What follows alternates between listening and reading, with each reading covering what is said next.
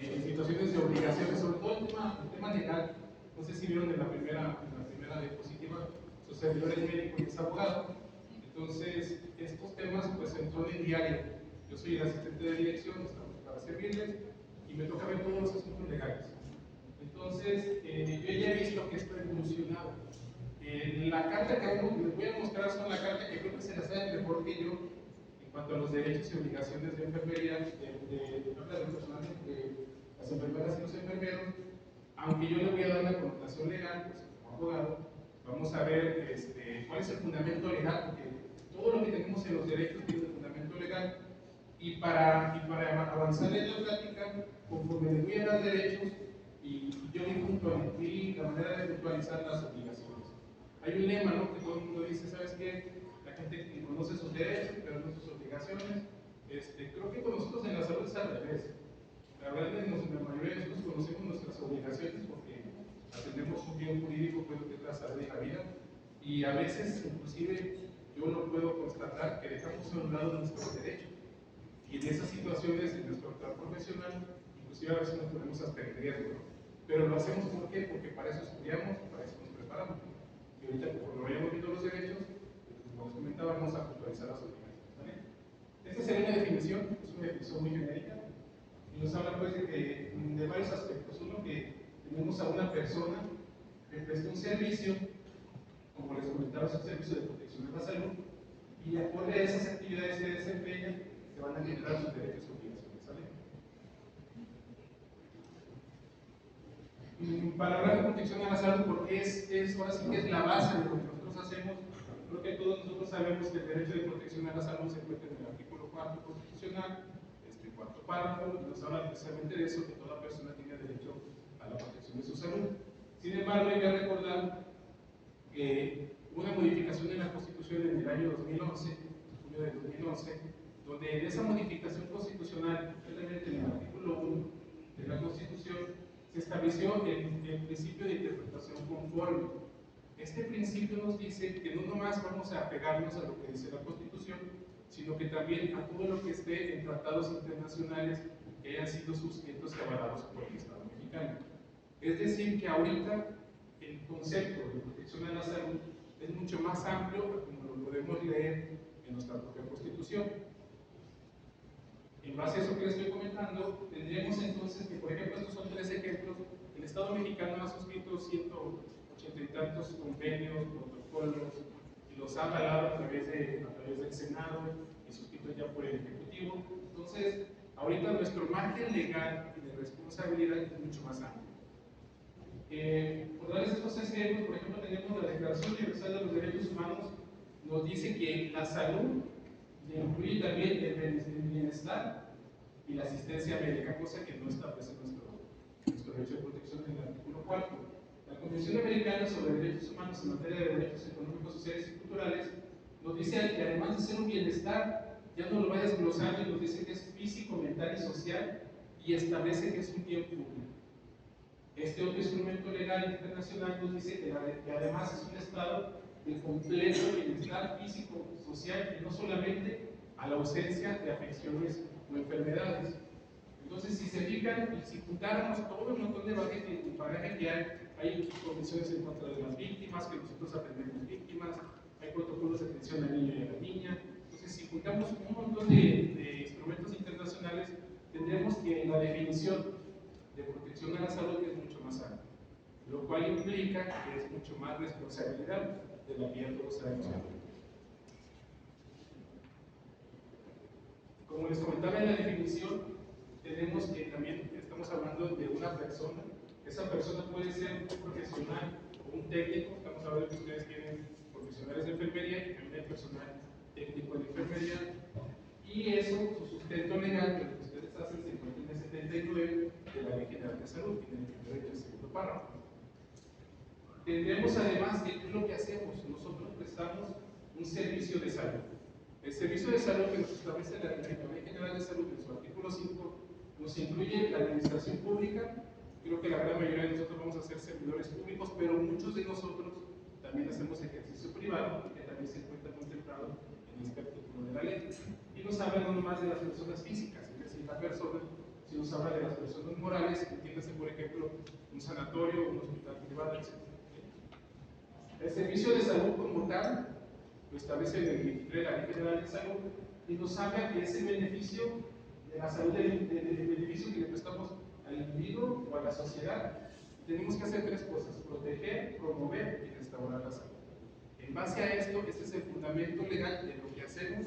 En el caso de ustedes, el fundamento legal de su función profesional como enfermería, este artículo 79 incluye a todos los profesionales. Ahí están los psicólogos, trabajo social, los médicos, enfermería, todos los que participan en un proceso de salud.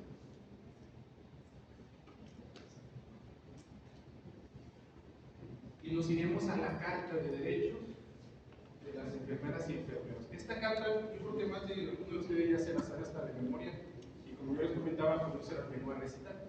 Lo que les vengo a decir es el fundamento de cada uno de los puntos, y en uno de ellos vamos a ver de qué manera ustedes pues, pueden defender ese derecho. Yo creo que a muchos de ustedes les interesaría saberlo, y también de ahí, qué es en determinado punto, cuál es la obligación que también a nosotros nos genera.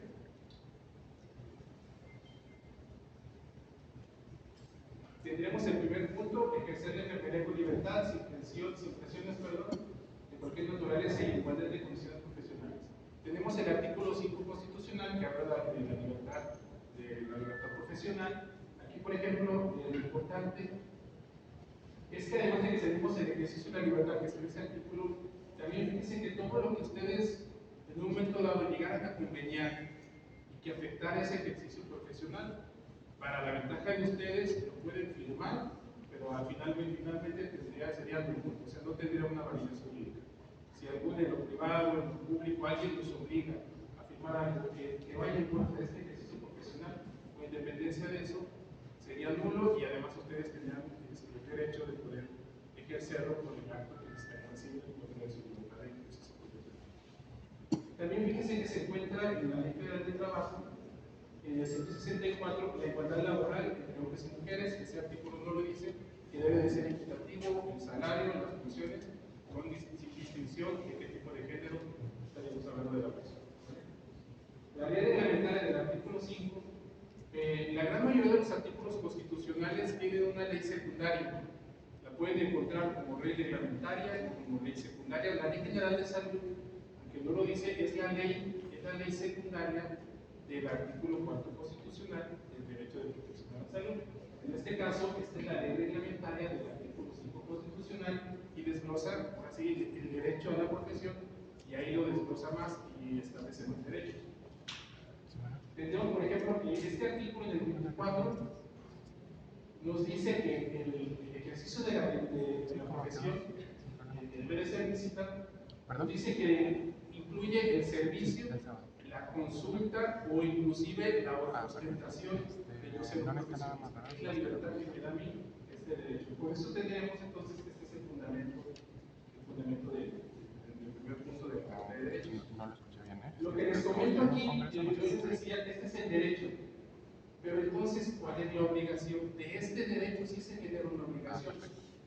En esta ley, en el artículo 33, me dice que yo como profesionista estoy obligado a poner todos mis conocimientos y recursos técnicos al servicio del cliente y prestar el trabajo que yo venía desempeñando. ¿Sí? Esta es la situación. Estaríamos entonces que nuestro actuar profesional sea en base a esta tecnología que la Lex Avisador, y nos dice que nosotros, todo nuestro actuar profesional debe de ser acorde a todos los principios científicos y éticos actualmente que se están desarrollando en determinado lugar.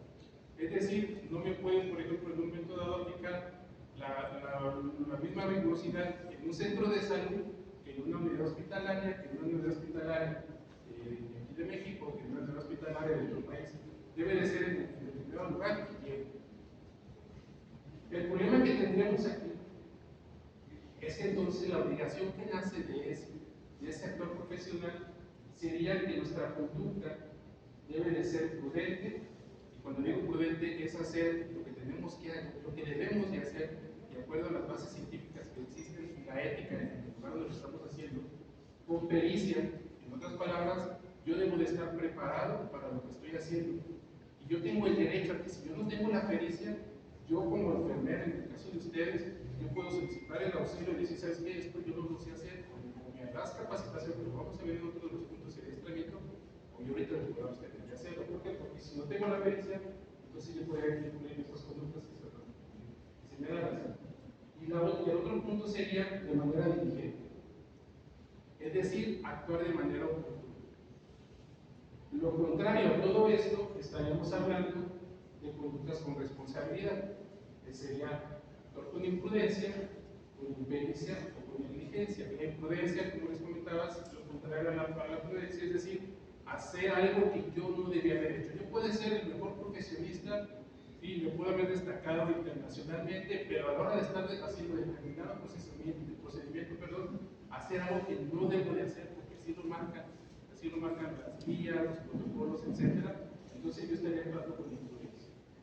Con impericia tendríamos, por ejemplo, el profesionista que acaba de ingresar a determinada unidad, que no se saben los procesos, y no es que tenga ignorancia de ellos, sino que no se le dé el adiestramiento, como no lleva el adiestramiento adecuado. Tendríamos los pasantes, todos los pasantes que somos estudiantes que acaban de ingresar, todos ellos de facto tienen impericia. Pero sin embargo, existe la normatividad que los avala para hacer su servicio social, y de hecho los obliga, pero deben estar auxiliados de un profesionista en todo su actuar. Y tenemos la negligencia. La negligencia, como yo les comentaba, ser negligente es actuar de manera pronta y expedita. Ser negligente, en el término jurídico, es dejar de hacer lo que yo debía haber hecho. Entonces, cuando hablamos de negligencia, en términos generales, que es lo coloquial, el médico fue negligente, la enfermera fue negligente, pues no. En realidad, el término legal es que hablar de negligencia es haber dejado de hacer lo que yo tenía que hacer. Sin embargo, fíjense que de estas conductas se desprenden varios tipos de responsabilidad, que no las voy a tocar a fondo porque ustedes tienen una plática mañana. Se desprenden varios tipos de responsabilidad civil, administrativa. De manera administrativa, pues tenemos la Comisión de Derechos Humanos, la Contraloría, la Comisión de Control, las responsabilidades administrativas por reclamación patrimonial, en el ámbito privado las demandas civiles. Y todas esas instancias que les estoy comentando toman en cuenta estas definiciones para poder emitir una sentencia o un laudo donde nos hagan responsables por una actividad profesional.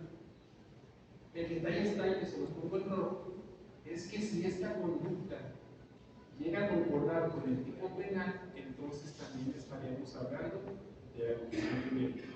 Es decir, la conducta que concuerda exactamente con el tipo penal, con el código penal, nos dice eso: homicidio, privar de la vida a una persona.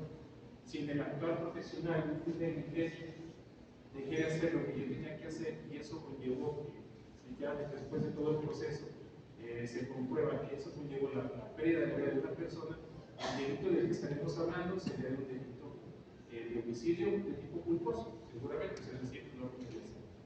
¿Vale? Eso sería entonces lo que es nuestra obligación y creo que es bastante. El punto 2, si tienen alguna duda, igual me pueden interrumpir. El punto 2, desempeñar sus intervenciones en un entorno que garantice la seguridad e integridad del personal y profesional. Estaremos hablando de lo que es la seguridad y higiene del trabajo, en la que esta Declaración de Derechos Humanos nos habla en su artículo 3 que tenemos derecho a garantizar cada uno de nosotros en esa Declaración de Derechos Humanos. Y de acuerdo al principio de interpretación conforme que yo les comenté, esta declaración es vinculante, es decir, yo la puedo ejercer, yo la puedo demandar ese derecho. Y este artículo 3 me dice que es el que yo debo de tener garantizada la seguridad de mi persona. Y no nomás habla del ámbito laboral, pero concretamente aquí estaremos hablando del ámbito laboral, pero me incluye. Si nosotros también tomamos en cuenta el 123 constitucional, que nos habla de la seguridad y higiene del trabajo, la Ley General de Salud también nos dice en el 166 que hay que tomar todas las acciones y medidas en materia de seguridad, y lo mismo nos establece el reglamento de la Ley General de Salud en materia de prestación de servicios de atención médica. Este reglamento nace de la Ley General de Salud, reglamenta muchas de las disposiciones que están y las amplía que establecen en la Ley General de Salud. ¿Y esto cómo lo defiende?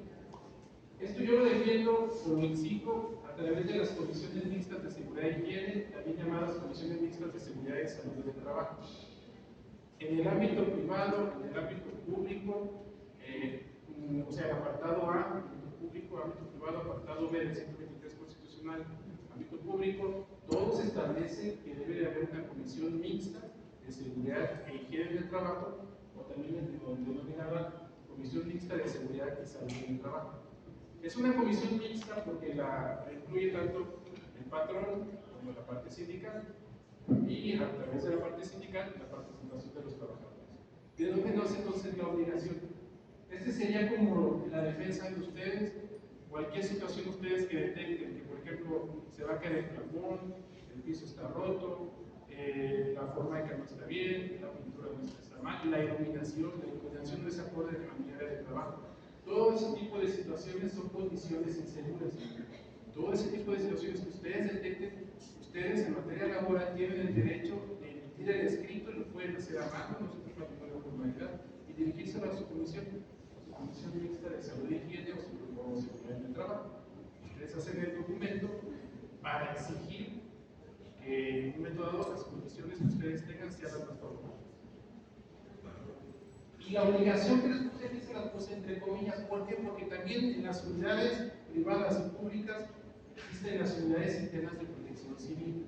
Las unidades internas de protección civil, sobre todo en unidades hospitalarias integrantes como esta, son las que se encargan de tener todas las brigadas, conformar todas las brigadas de protección civil, y en el caso de una situación de desastre, que últimamente se está poniendo de moda, en una situación de desastre sea causada por el humano o por una situación natural, estas son las que se activan para evitar mayor daño, tanto sobre todo primeramente a las personas, y ya después ver la situación estructural de donde estamos trabajando. ¿Por qué es una obligación? Porque el participar en estas unidades internas conlleva tiempo, conlleva capacitación, el compromiso de que si yo estoy en el turno nocturno, yo tengo que ir a capacitar en la mañana porque voy a estar en la brigada de incendios, con la ventaja de que si se presenta una situación de incendio, yo voy a ser de las primeras brigadas que voy a entrar en acción. ¿Sí? Y todo esto obviamente pues para mantener la seguridad de nuestra ley de trabajo. En cuanto a los actos inseguros que se me olvidó comentarles, quiere decir entonces que también las situaciones que ustedes tengan en su ámbito laboral y que les pueden condicionar un acto inseguro también se van a reportarlas. En el acto inseguro es cuando yo tengo un material de mala calidad, o que ya está dando lo que tiene que dar, por el uso propio del trabajo, entonces yo lo puedo reportar, y mejor dicho, lo debo de reportar para que a través de las comisiones, pues bueno, se observe y se haga cambios. ¿Vale? ¿Dudas, preguntas? El 3. Contar con los recursos necesarios que les permitan el óptimo desempeño de sus funciones. Tiene su fundamento legal, tenemos en la Ley Federal del Trabajo, artículo 132, y la obligación es del patrón. ¿Sí? El patrón, en otras palabras, aquí, bueno, el patrón es la autoridad, en el ámbito privado, el patrón se denomina, y debe de proporcionar oportunamente los recursos para la labor a la que estamos contratados. ¿Sí? Y esa ya es su obligación patronal, que está muy ligada a lo que estábamos comentando. Tenemos también el reglamento de la Ley General de Salud y nos dice que en el 21 y 26 en conjunto nos dicen que el establecimiento debe de contar con el personal y con los recursos necesarios para la óptima realización del ejercicio profesional.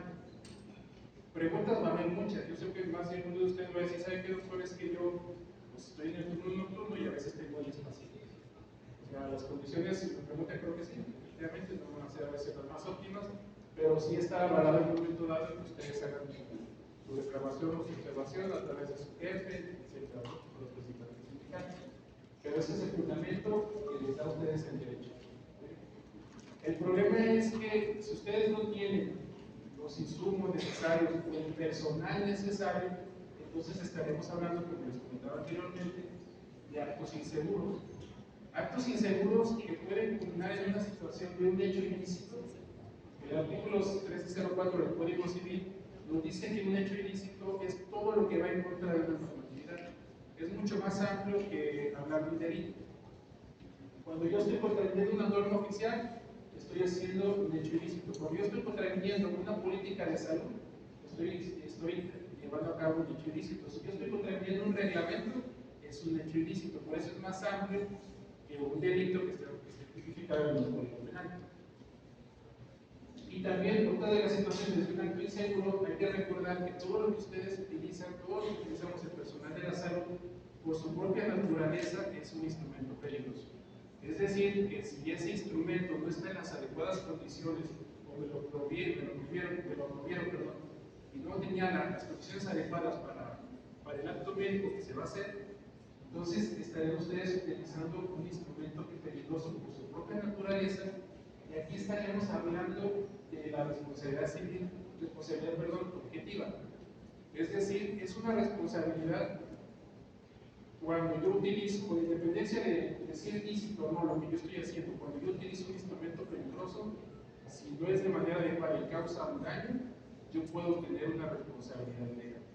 Estas dos hipótesis, tanto la objetiva como la subjetiva, están tipificadas tanto en el Código Penal, están también establecidas en materia de demandas civiles y en responsabilidad administrativa. ¿Vale? Igual, como yo les comentaba, si alguno de estas dos situaciones se encuadra en un tipo penal, pues bueno, ya estaremos hablando de un delito.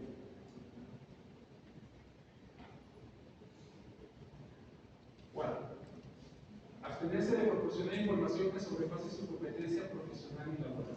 Dentro de este cuadro, fíjense que cuando estuviéramos hablando también de los derechos que tienen los trabajadores de la salud, en esa carta de derechos, ya en manera general de los trabajadores de la salud, en esa carta se establece también abstenerse de garantizar resultados. Recordando que todo lo que hacemos nosotros, nadie nos puede obligar a garantizar un resultado. Es decir, nosotros somos de medios esperando un buen resultado.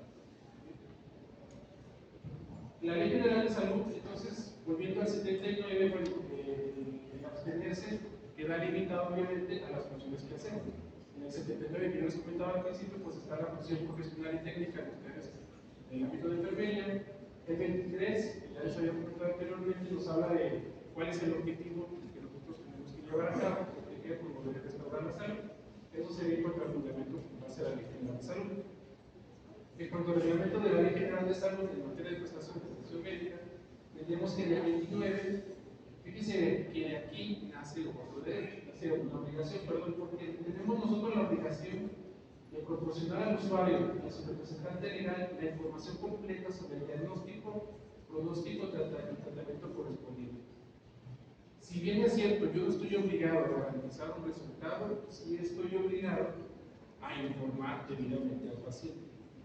Y en este punto yo creo que ustedes, en el ámbito de enfermería, ustedes son los más vulnerables. Afortunadamente los abogados no se han dado cuenta, pero son los más vulnerables el propio médico, porque ustedes dependen del acto médico que para mí, desde el punto de vista legal, es lo más importante, que es el consentimiento informado. Porque cuando ustedes le llega un paciente, ustedes de buena fe, pues están esperanzados a que el médico llenó debidamente el consentimiento informado. Yo he revisado varios formatos de enfermería y en la gran mayoría no existe un consentimiento de parte del paciente hacia ustedes. En otras palabras, ustedes están vulnerables a que si el médico no hizo el llenado del consentimiento informado, todos los procedimientos se queden en cascada, todos los procedimientos que se hagan médicos, entiéndase desde el propio doctor hasta todo el personal de enfermería, para abajo, todos traen ya una responsabilidad. ¿Y por qué? Tenemos que el consentimiento informado tiene varias variantes. Es un derecho, es una obligación, es un proceso, es un documento. Es pregunta retórica porque en realidad es todo. El consentimiento informado es un derecho porque es un derecho que el paciente tiene en ese momento de expresarse y autorizar todos los procedimientos que se le van a hacer al momento de que se interna en una unidad hospitalaria o en un sanatorio, etc. Y también es un derecho de parte de nosotros porque aquí el paciente me autoriza. A mí él me dice, ¿sabes qué? Hazme lo que tengas que hacer con todos los riesgos inherentes que tú ya debidamente me informaste, y a ti te eximo de esa responsabilidad. ¿Se acuerdan de la responsabilidad civil objetiva, la que les había comentado anteriormente? La responsabilidad objetiva me dice que si yo utilizo un instrumento peligroso, aunque esté haciendo algo lícito, yo tengo una responsabilidad. El consentimiento informado me dice entonces que el paciente, cuando me firme y me autorice ese consentimiento informado, me exime de la responsabilidad civil objetiva o administrativa objetiva. En otras palabras, yo creo, o sea, he estado checando los formatos de ustedes de enfermería, creo que sería prudente que ustedes incluyan un mini consentimiento de lo que ustedes están haciendo a la paciente, porque si no, ustedes están esperanzados a que el médico haya llenado muy bien el consentimiento. Y la verdad no sé si han visto varios consentimientos, pero pues que le faltaron los testigos, que el propuso, que le dio el invierno, o peor que estén mal, ¿no? Entonces, todo lo que ustedes hagan sin un consentimiento, ustedes se están exponiendo a una responsabilidad civil.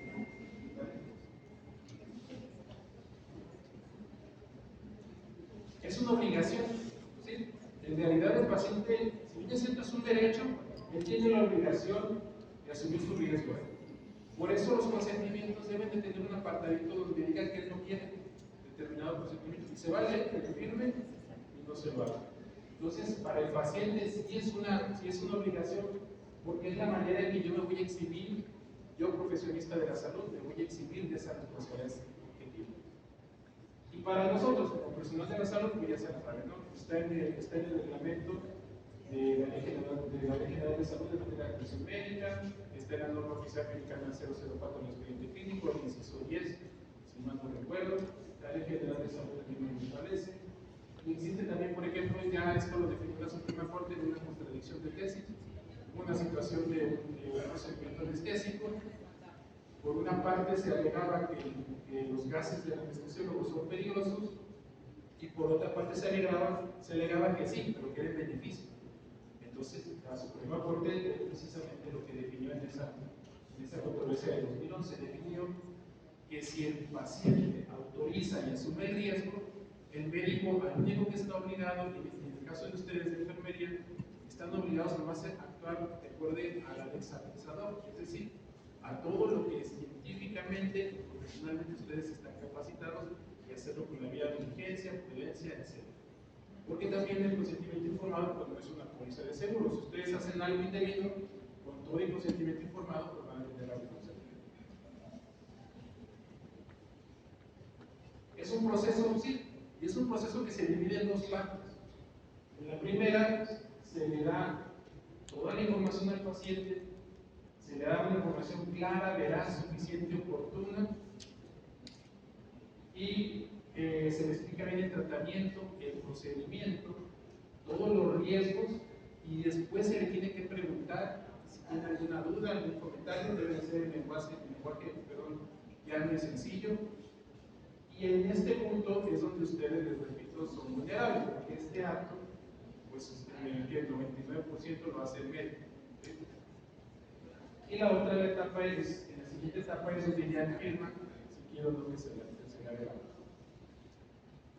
Pero el consentimiento informado que firme el paciente a los médicos, eso nada más responsabiliza nada más a los médicos, o también en las acciones de enfermería.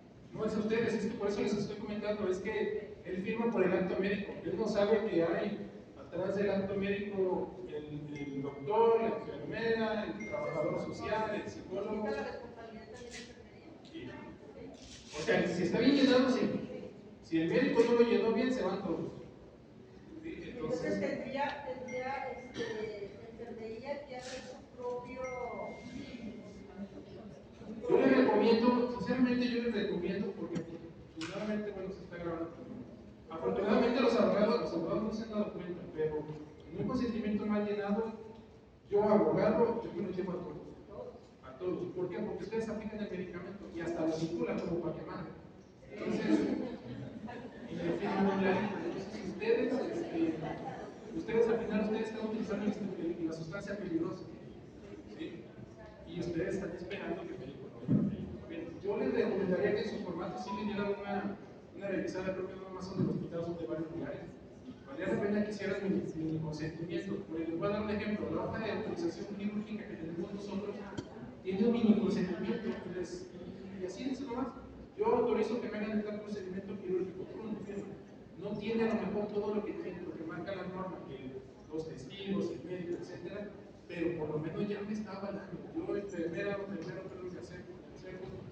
¿Sabe qué? Yo soy su enfermera, voy a estar atendiendo de usted, voy a aplicar los medicamentos. Bien, ¿puede firmar por favor?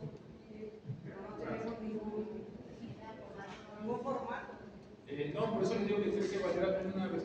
Pues para eso estamos, ¿no? Se vale para ver de qué manera mejorar. Y se puede poner en caso de que se le ponga como una nota que diga de acuerdo a guías de práctica clínica, ¿sí nos puede apoyar a todos como médicos y enfermería? Sí, de hecho, esa situación es uno de los criterios de seguridad del paciente, al apuntar las guías, sí. Inclusive la Ley General de Salud te marca que las guías de práctica clínica deben de quedar asentadas en el expediente. Tiene poquito esa modificación, fue en el 2013, si mal no recuerdo, la Ley General de Salud.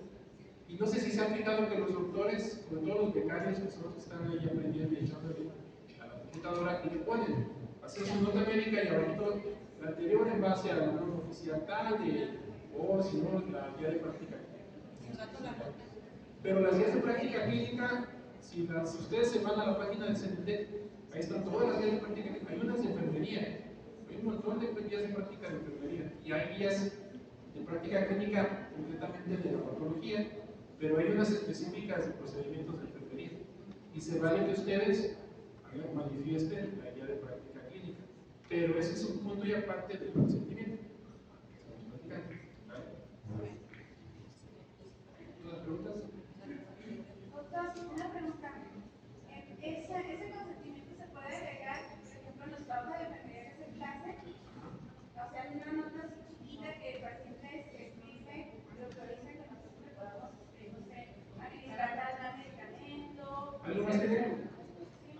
Yo, fulanito de tal, autorizo que se lleven a cabo todos los procesos de enfermería y hospitalización. Y como va a estar dentro de todo el expediente médico, y le firmo. Y ya lo ponemos una firma y le dice, como yo de un lado, bueno, perfecto. En realidad sí, porque, bueno, en teoría ustedes traen el soporte del consentimiento del médico.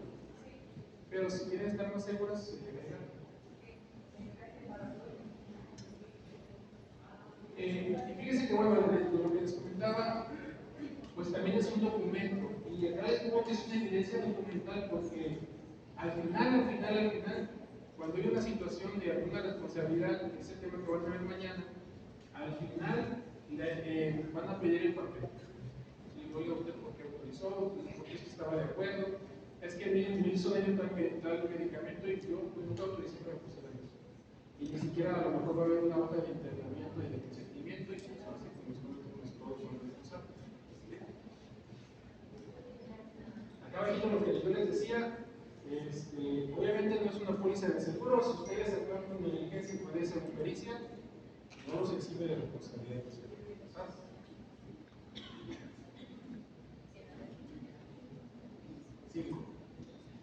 Recibir trato digno por parte de pacientes y sus familiares, así como del personal relacionado con su trabajo, independientemente de la actividad. En la primera tenemos la Declaración Universal de Derechos Humanos, ya sabemos que es vinculante. ¿Sí? Nos habla en el artículo 1 de igualdad, dignidad, ¿sí? Y de fraternidad recíproca, que aquí está el de hoy. Es decir, yo quiero tratar a la gente como quiera que me trate, y debe de ser con dignidad, de acuerdo a los derechos que cada uno de nosotros tenemos. En la Ley Federal del Trabajo también se establecen el instituto de reglas en su versión sexta. ¿Y cómo defiendo esto? Hay varias instancias. Si se trata de una situación de un paciente, y que me levante la mano que no he tenido un paciente que es muy difícil, es muy difícil, el paciente se queja de todo, inclusive ya hasta a veces están hasta amenazando y nosotros estamos en una actuación bien profesional, con mucha paciencia, porque nosotros estamos también ya capacitados para saber que estamos atendiendo un paciente que mentalmente vive con un estrés por una patología, ¿no? Pero quitando eso a un lado, hay pacientes que como que se pasan de la regla. Y en más de una ocasión ustedes se preguntan, MDA. Tengo un paciente que, por más que lo atiendo bien, me sigue reclamando y me sigue insultando.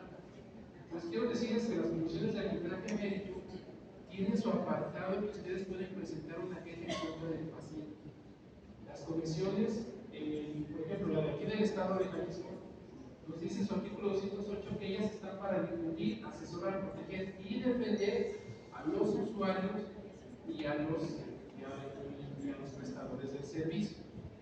Si ustedes presentan una queja en contra de antemano, les digo que nosotros ya lo hemos hecho. Cuando ha sido una situación muy extrema, y para evitar que eso escale, ese conflicto mayor, acudimos a una comisión de arbitraje médico, que es una situación mediadora. La gran mayoría de las comisiones lo que buscan es mediar, conciliar la situación, y hemos presentado quejas en contra del paciente, y bueno, pues el paciente ya tiene que ir, ahora sí en calidad de que nosotros estamos reclamamos en contra de él, y pues ya que cambie el panorama, ¿no? Entonces, ustedes deben hacer una situación muy extrema.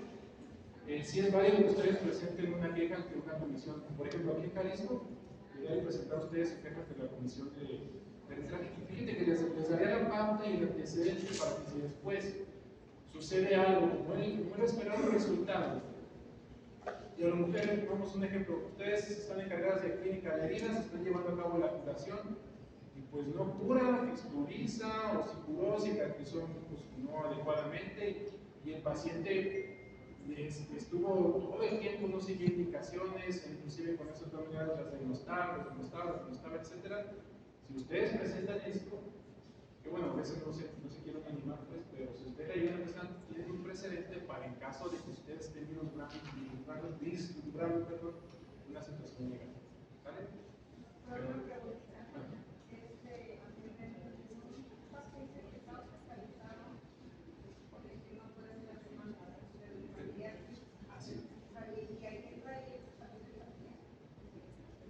Sí, no, bien. No, sí, es que ustedes pueden presentar la queja en contra del familiar del paciente. Sí, ustedes pueden presentar porque el paciente cuando usted como bien dice, usted está teniendo al paciente, está vinculado directamente al familiar porque lo tiene a un lado.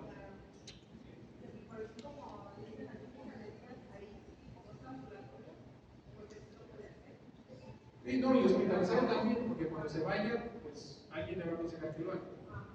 Porque él siente que no tuvo el resultado que él decía y él esperaba.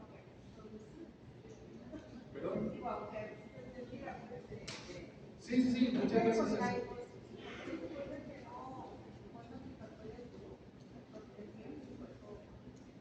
Otra área a la que pueden acudir, que no la mencioné aquí, pueden acudir a su área de calidad. Y ustedes están dejando el antecedente de que tiene un paciente. La denominación es que son pacientes que además están en una situación de confrontación. Entonces, también pueden presentarlo. Lo ideal sería que hagan algo para que vaya quedando un antecedente. Sobre todo que ya son de los que ya van pintando que va a haber una situación muy grave.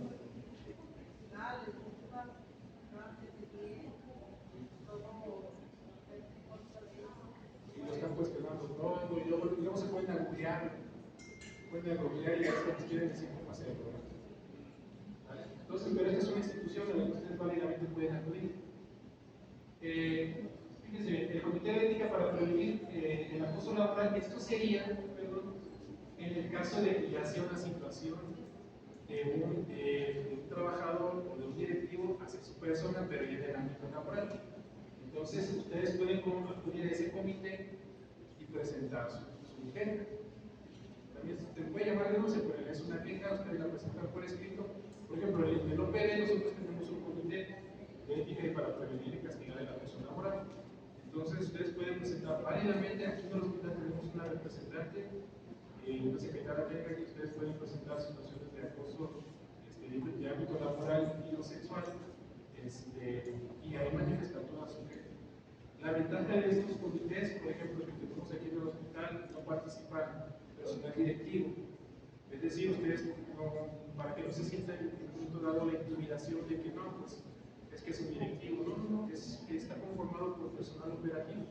El comité de aquí local lo presenta al comité estatal o el OPD y se le da seguimiento. Yo no he sabido de una queja, este comité es el licenciado Armando, yo no me he sabido una que no la pase cuando tiene todos los elementos de un acoso laboral y sexual, que la pase al órgano interno de control, que ya es una instancia que en un momento dado lleva a cabo el procedimiento de investigación. Y ya con eso,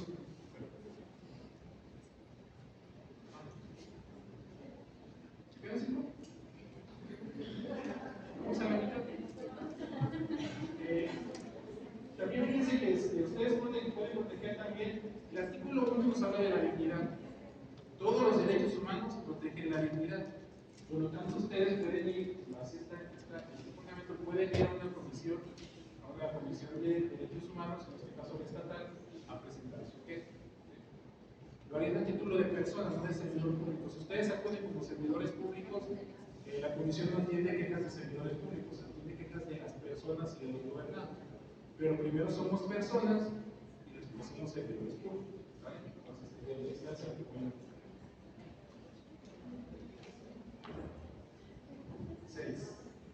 6, 7, 8, 9, 10. Tener acceso a diferentes alternativas en el desafío profesional, igualdad de oportunidades. Tendríamos, por ejemplo, el artículo 1 nos habla de que no está prohibida la discriminación. ¿Sí? La Ley de Trabajo también lo contempla. ¿Y cómo existe ese derecho? Pues la Comisión Mixta de Capacitación y Adiestramiento. Y es igual que la Comisión de Seguridad y Higiene. Todas las instituciones públicas y privadas les obligan por ley, en base al 123 constitucional, que deben de contar con una comisión mixta, porque es autoridad y sindicato, patrón y sindicato, que tengan de capacitación y adiestramiento. Entonces, ustedes tienen ese derecho de acudir a la comisión, más de uno de ustedes ya lo ha hecho, solicitar su beca, que si es una beca de más de asistencia, de apoyo económico, etc. La obligación, bueno, pues si van a ir a esa capacitación es asistir con el programa y las evaluaciones correspondientes. La situación con esta obligación es que es lo que habíamos platicado.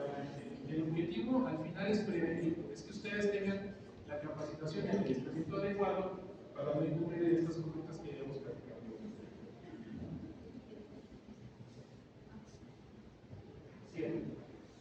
Tener acceso a las actividades de gestión, docencia e investigación, de acuerdo a sus competencias, de igualdad de oportunidad y de oportunidades profesionales. Está hablando en la Ley General de Salud, porque tenemos también el reglamento de la Ley General de Salud. Y el primero nos habla de que hace la obligación que las entidades públicas deben documentar las actividades docentes. Y el reglamento nos habla de que se deben desarrollar los estudios y las investigaciones.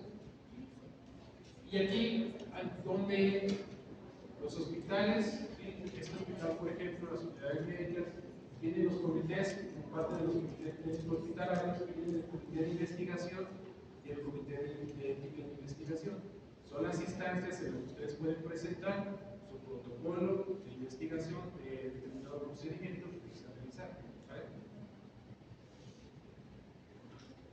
Lo pueden hacer sin acudir a un comité, pero bueno, no van a tener el aval. Los comités lo que hacen es revisar su protocolo, de la metodología, el de ética, por ejemplo, de que no haya que estén actuando sin algún efecto adverso al paciente, analizan todos los riesgos que pudiera tener su protocolo y además de que cuando usted lo llevan a cabo, presenten sus resultados, le envía una validación inicial. 8. Asociarse libremente para impulsar y fortalecer y desarrollar sus intereses profesionales. Aquí veremos rápidamente en la Constitución del 9 es la libertad de asociación. Todos los manifestantes que van a centro tienen su derecho a manifestarse, está en el 9. Es un derecho que todos tenemos, pero también habla de esta asociación, si la vinculamos con el Código Civil, es el fundamento que hay de las asociaciones. Si lo vemos en la Ley Reglamentaria del 5 y en la General de Salud, en la Ley General de Salud, estaremos hablando que es el fundamento legal para la continuación de los colegios. ¿Vale?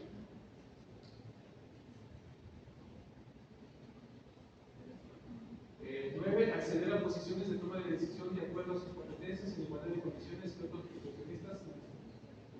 otros profesionistas sin discriminación alguna. Hablar de discriminación está bien fácil, ¿por qué? Porque actualmente hay una ley que se creó en el 2003 con Fox y ya hay una ley estatal que está hecha para prevenir y eliminar la discriminación. ¿A dónde pueden acudir ustedes? pueden acudir al Consejo Nacional para Prevenir la Discriminación o aquí en el Estado hay un consejo.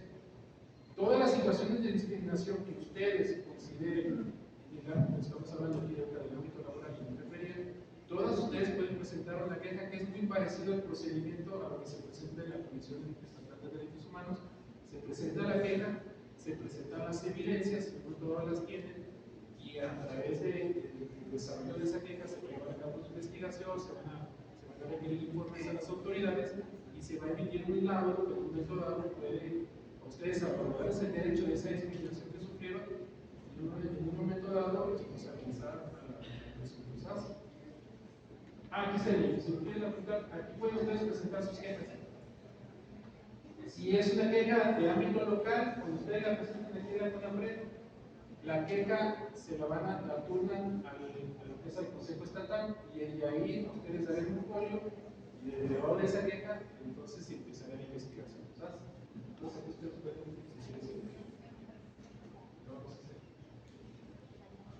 Y es percibir la remuneración por los servicios profesionales. Fíjense que ya para que no se termine. Estaríamos hablando, que bueno, creo que a todos nos queda claro que a trabajo de mi obligado yo tengo que pedir tengo el derecho a mi salario.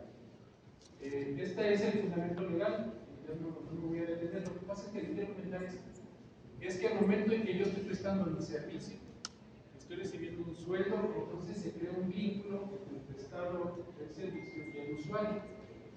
Si en esa prestación del servicio y el usuario se da una situación de daño, entonces ya no tengo una responsabilidad. En otras palabras, pues qué padre que recibo mi salario, pero acuérdense que estamos obligados a actuar como les voy a contar.